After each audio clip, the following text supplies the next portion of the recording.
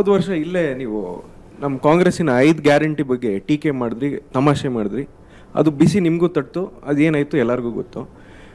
ಈ ಗ್ಯಾರಂಟಿಯಿಂದ ಎಷ್ಟು ಜನ ಲಾಭ ಪಡ್ಕೊಂಡವ್ರಂದರೆ, ಗೃಹಲಕ್ಷ್ಮಿಯಿಂದ 1,20,00,000 ಜನ ಲಾಭ ಪಡ್ಕೊಂಡವ್ರೆ, ಶಕ್ತಿಯಿಂದ 1 ಕೋಟಿ ಜನ ಲಾಭ ಪಡ್ಕೊಂಡವ್ರೆ, ಗೃಹ ಜ್ಯೋತಿಯಿಂದ 1,40,00,000 ಲಾಭ ಪಡ್ಕೊಂಡವ್ರು, ಅನ್ನಭಾಗ್ಯದಿಂದ 1,50,00,000 ಲಾಭ ಪಡ್ಕೊಂಡವ್ರೆ. ಈ ಗ್ಯಾರಂಟಿನ ಶಬ್ದದಿಂದ ಹೆದರ್ಕೊಂಡು ಕಾಂಗ್ರೆಸ್ ಗ್ಯಾರಂಟಿಯನ್ನು ಅದನ್ನ ಕಾಪಿ ಮಾಡ್ಕೊಂಡು ಮೋದಿ ಗ್ಯಾರಂಟಿ ಮಾಡಿ ಒಂದು ಜುಮ್ಲಾ ಗ್ಯಾರಂಟಿ ನೀವು ಕ್ರಿಯೇಟ್ ಮಾಡಿದ್ದೀರಾ ಅಂತ ನನ್ನ ಆರೋಪ ಸರ್. ಅಪ್ಪೇ ಇದು ಯಾವುದೋ flash back Modi guarantee Ayushman Bharat ಯಾರು ಕೊಟ್ಟಿದ್ದು? ಕಿಸಾನ್ ಸಮ್ಮಾನ್ ಯಾರು ಕೊಟ್ಟಿದ್ದು? ಮೋದಿ ಗ್ಯಾರಂಟಿ ದೇಶನ ರಕ್ಷಣೆ ಮಾಡುತ್ತೆ.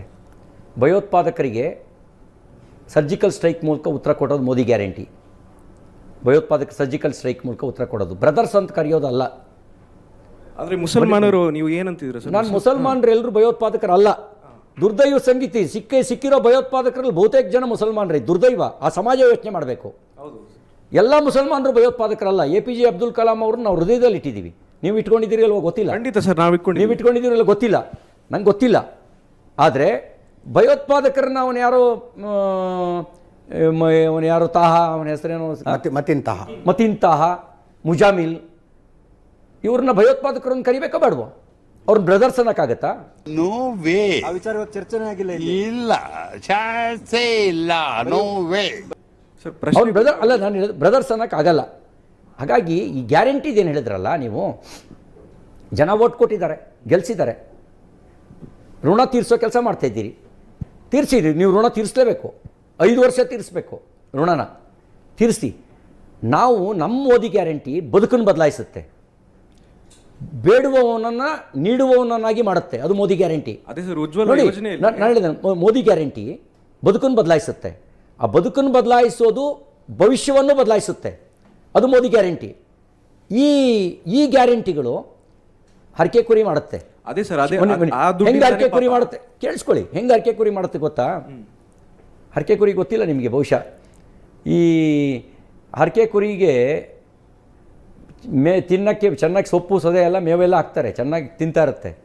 ಆಮೇಲೆ ಮೈ ತೊಳೆದು ನಾಮ ಇಡ್ತಾರೆ. ಆಮೇಲೆ ಕೊಳ್ಳಿಗೆ ಒಂದು ಹಾರನೂ ಹಾಕ್ತಾರೆ. ಟಮಟೆ ಬಡ್ಕೊಂಡು ಮನೆ ಮುಂದೆ ಆರ್ತಿನೂ ಬೆಳೀತಾರೆ. ಆಮೇಲೆ ಏನು ಮಾಡ್ತಾರೆ ಹೇಳಿ? ಅರ್ಥ ಆಯಿತು ಅನಿಸುತ್ತೆ. ಇದು ವೋಟ್ ತಗೊಳ್ಳುವಂಥ ಉದ್ದೇಶದಿಂದ ಜನರನ್ನ ಹರಕೆ ಕುರಿ ಮಾಡ್ತಾ ಇದ್ದೀರಿ. ಅವ್ರ ಬದುಕು ಬದಲಾಯಿಸೋದಕ್ಕೆ ಏನು ಯೋಜನೆ ಮಾಡಿದಿರಿ ಹೇಳಿ? ಅದೇ ಸರ್, ಅದೇ ದುಡ್ಡು ಕೂಡಿಟ್ಟಿ ಒಂದು ಫ್ರಿಡ್ಜ್ ತಗೊಂತಾರೆ, ಒಂದು ಫ್ಯಾಮಿಲಿ ಒಂದು ಮಗುಗೆ ಸೈಕಲ್ ಕೊಡಿಸುತ್ತೆ.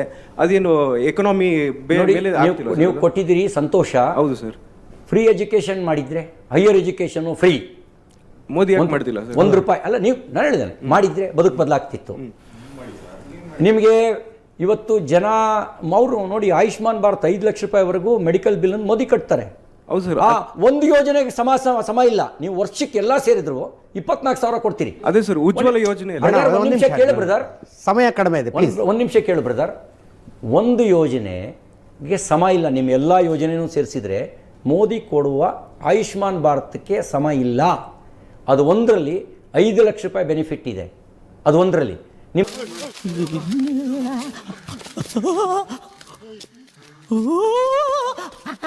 ಎಲ್ಲ ಲೆಕ್ಕ ಹಾಕಿದ್ರು 30,000 ಸಿಗಲ್ಲ.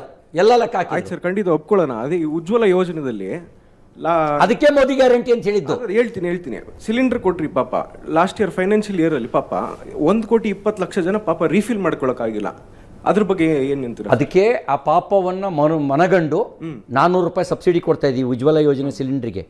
ಒಂದು ಸಿಲಿಂಡರ್ಗೆ ₹400 ಸಿಲಿಂಡರ್ ಒಂದು ಸಿಲಿಂಡರ್ಗೆ ₹400 ಸಬ್ಸಿಡಿ ಕೊಡ್ತಾ ಇದ್ದೀವಿ.